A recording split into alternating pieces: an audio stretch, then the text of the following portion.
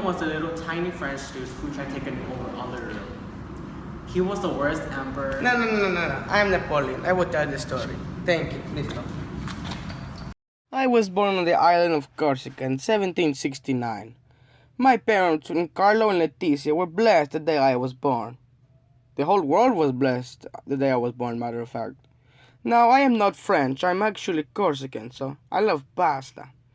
When I was small, one day the French came and attacked my little island.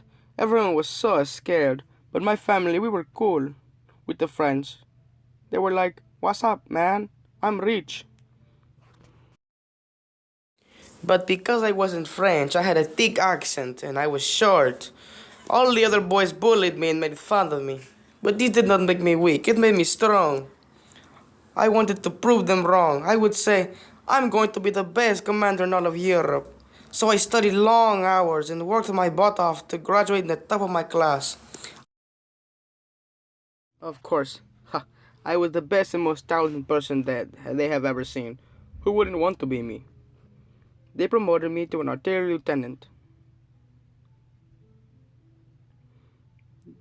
Then they promoted me to a commander. And then to a captain. And since I was the best, I eventually became general.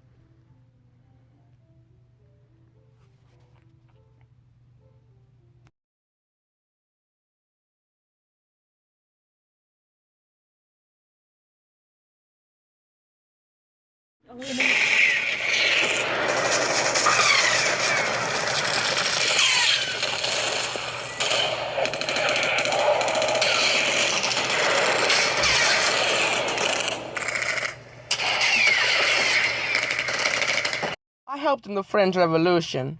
And came back to our country as a hero. Yay!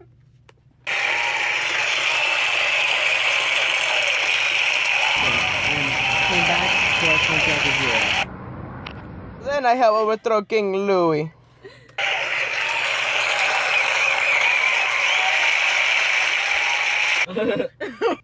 But there was no one in charge. There was even more chaos in France now. Who's gonna be our leader now? Move along, I will be your leader now. I am the best.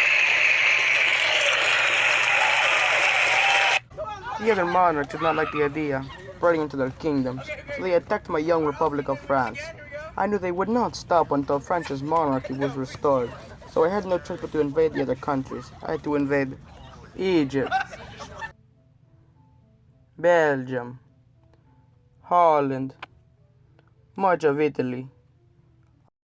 So then I was about to be emperor, the most handsome, the most talented person. I entered the church while my subjects were screaming and cheering. Of course, they are cheering for me. I'm the best. Ugh, I am not a fan of the Pope. So old and so slow. I mean, just look at him. Today we come to celebrate and crown our new emperor. Slow, so then I just took the crown and away from him and crowned myself.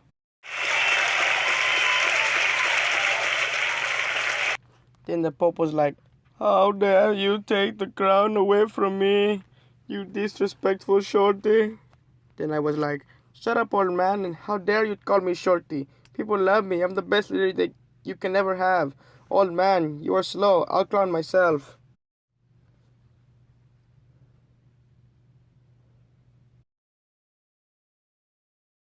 It became one of the most powerful countries in the world thanks to me, of course.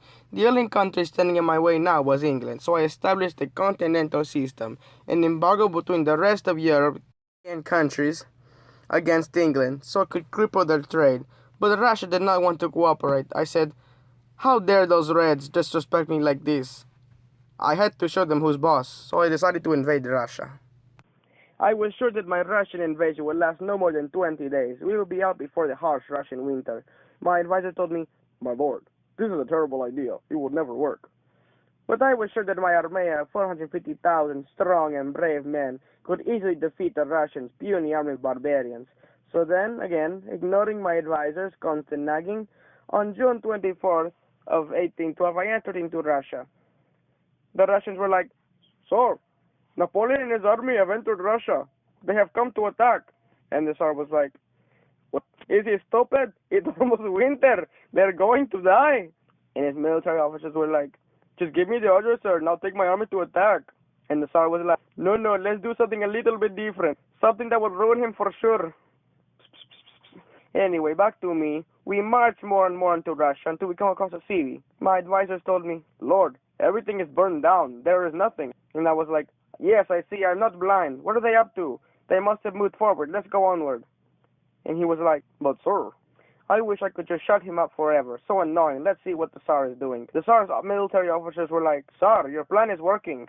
And the Tsar was like, of course my plan is working. We must burn everything down. Don't leave anything behind. Nothing. Let's see how long Napoleon can last.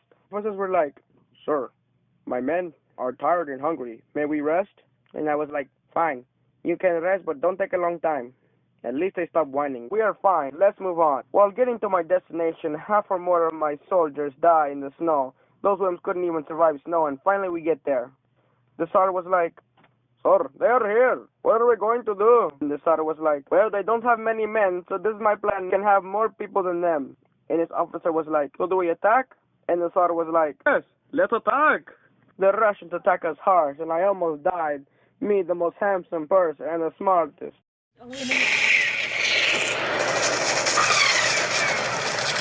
And since I had failed, the French government decided to exile me to the island of Elba, all by myself. This was no way to treat an emperor. But I did not stay there long. I was like, I got to get out of here. So, I made an escape plan, and I escaped and found my way back to France.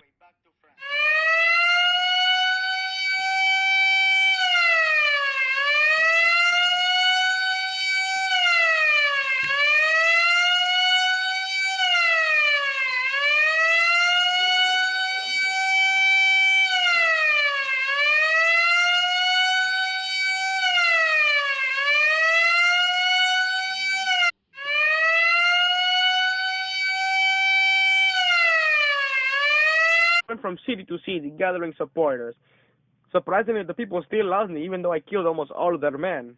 So, soon enough, I had plenty of supporters, plenty of troops, and plenty of weapons. I was ready to take back my empire. But since the French knew that I had failed them so badly, they gathered an army of their own to attack me, to finish me off for the last and final time. So soon after, I was exiled again for the last and final time to the island of St. Helena, where I died.